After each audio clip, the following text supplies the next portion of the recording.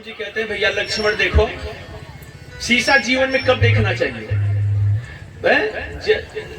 राम जी कह रहे हैं लक्ष्मण भैया देखो, कृषि निरामही, किसान जो है अपने खेती की निराई गुड़ाई कैसे कर रहे हैं, उसी तरह से जैसे जिमि बुध तजहि मोह मदमाना, जैसे साधक अपने अंतर जीवन की साधना के क्षेत्र में निराई गुड़ाई करता है। हम और आप किसान ही हैं, सभी लोग किसान हैं। अभी आषाढ़ में देखिए धान की रोपाई होगी, तो पानी भर करके खेत को जोत करके जब उसमें धान की रोपाई करते हैं तो उसमें एक भी खरपतवार नहीं होता, एक भी खरपतवार नहीं होता है। लेकिन धान रोप देने के बाद जब बारिश होती है ऊपर से, तो बारिश का जल प्राप्त करके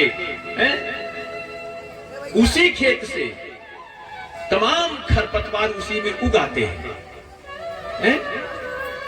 और कुछ खरपतवार तो ऐसे होते हैं कि ये नहीं समझ में आता कौन धान का पौधा है कौन खर है। ठीक उसी तरह से हमारे जीवन में जब भी प्रशंसा हो, हमें तुरंत अपनी तरफ देख लेना चाहिए कि ये प्रशंसा झूठी है कि नकली है, हमारे जीवन में कमी क्या है। संत साधक साधना जो करता है, जो साधक होते हैं, अरे ये दुर्गुण दुर्विचार और कहीं बाहर से नहीं आते।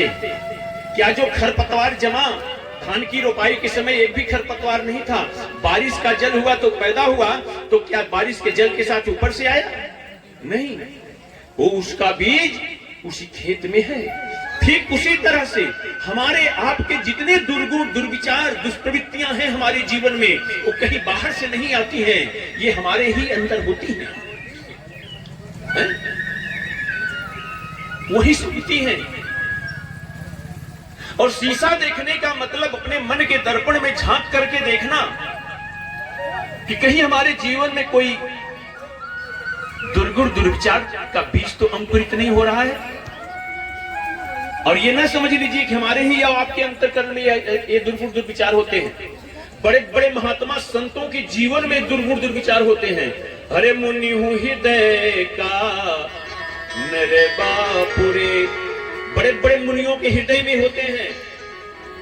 साधारण मनुष्य की क्या बात है, लेकिन हम उन्हें महात्मा क्यों मानते हैं, हम उन्हें संत क्यों मानते हैं? हम उन्हें महात्मा संत इसलिए मानते हैं कि जैसे चतुर किसान खुरपी लेके हमेशा अपने खेत में निराई गुड़ाई में तत्पर रहता है, उसी तरह से संत और महात्मा निरंतर अंतर जीवन की खेत की निराई गुड़ाई में लगे रहते हैं। बोले आनंद कंद भगवान।